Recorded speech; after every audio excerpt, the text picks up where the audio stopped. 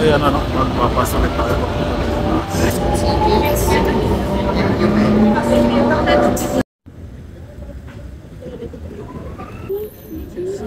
Ayan po ano.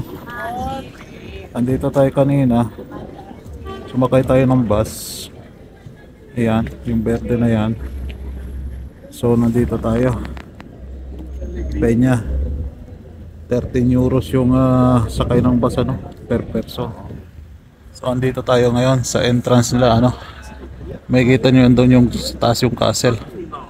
So another 20 euros sa entrance ano. Yan yung entrance. Yan ano. 20 euros per person.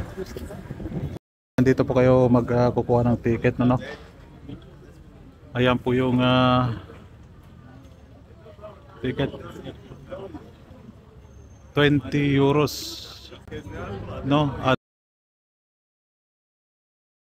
Adults under 18 is 18 euros. Meron din doon na card ang babayaran ninyo ano. Yun doon. Card kung wala kayong nag-book na online ano. Pwede kayo doon. And dito po yung entrance ano. Ayan. Yan, may mga tok-tok dito no? Mga tricycle pero mahal yung bayad dito no.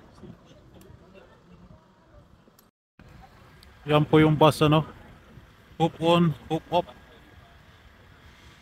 Yan. Pababa na siya. Last stop tayo dito sa taas sa tuktok ano.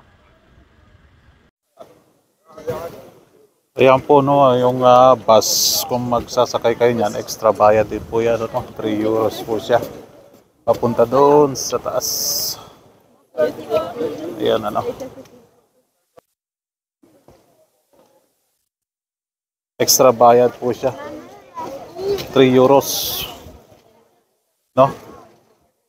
Best way to pupunta dito by bus na lang talaga ano. Huwag na kayo magsasakyan dahil yung parking ano.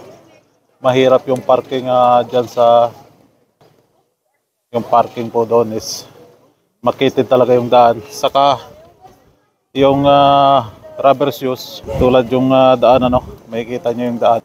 Kailangan proper shoes talaga ang gamitin nyo ano. Rubber shoes dahil madulas yung daan nila, puro bato-bato ano. Ayan. Pwede din kayo maglakad lang na ano, papunta sa taas. Pwede din bus. Yan po yung bus ano.